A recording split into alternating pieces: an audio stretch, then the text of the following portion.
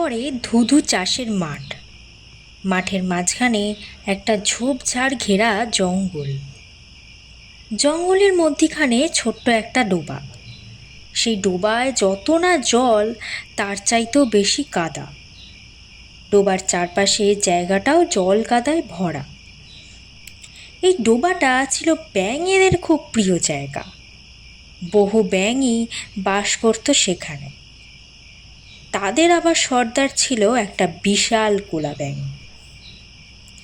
কোলা ব্যাঙের নিজের পরিবারটি ছিল খুব বড়। সে নিজে, তার গিন্নি আর পাঁচটা ছেলে মেয়ে। গিন্নি ডোবার একটা বিশেষ গর্তে বেশিরভাগ সময় বসে থাকত। সেখানে বসেই গ্যাঙর গ্যাং করত। কিন্তু তার কর্তা কোলা ব্যাঙটি ছিল মুরুব্বিয়ানা স্বভাবের। আশেপাশে সব ব্যাঙেদের ওপরই মাতব্বরি করে বেড়াত সে। তার চেহারাখানাও ছিল বেশ ভারিক্কি গোছের। সবাই তাকে সর্দার বলে মেনেই নিয়েছিল। কোলা ব্যাঙটা এমনিতেই বেশ ভালো ছিল, তবে তার একটা মারাত্মক দোষ ছিল যে নিজের সম্বন্ধে খুব বেশি উঁচু ধারণা ছিল তার। সে মনে করত তার চেয়ে শক্তিশালী জীব এই দুনিয়ায় আর কেউ নেই। বিকেলে কোলা ব্যাঙটা রোজ ডোবার এক কোণে বসে থাকত। সেদিনও সে সেভাবেই বসেছিল। হঠাৎ মাঠ থেকে হাঁপাতে হাঁপাতে এসে হাজির হলো তার ছেলে মেয়েগুলো।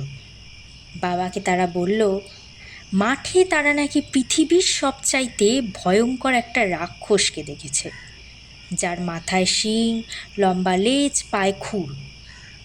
বাচ্চাদের কথায় বাধা দিয়ে কোলা ব্যাঙ বলে উঠল, ধুর বোকা, ওটা রাক্ষস তোদের কে বলেছে?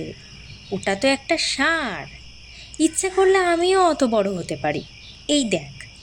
বলে ব্যাঙটা নিজেকে ফুলিয়ে বেশ খানিকটা বড় করল।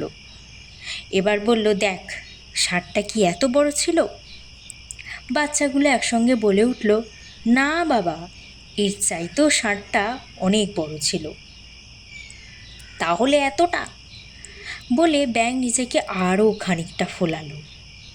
বাচ্চাগুলো বলল, না না বাবা, আরও অনেক অনেক বড়। বেশ কয়েকবার একই ব্যাপার ঘটল।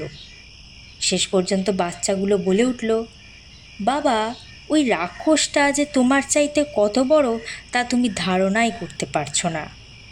তার একখানা পাই তোমার চাইতে অন্তত 5 গুণ উঁচু। তুমি যদি নিজেকে ফোলাতে ফোলাতে শেষ পর্যন্ত ফেটেও যাও, তাহলে তুমি ওই রাক্ষসটার মতো বড় হতে পারবে না। বাচ্চাদের কথা শুনে বাবা ব্যাঙের তো সম্মানে বেজায় ঘা লাগলো। শেষ চেষ্টা করে নিজেকে প্রাণপণে ফোলাতে গিয়ে শেষ পর্যন্ত ফটাস করে ফেটেই গেল সে।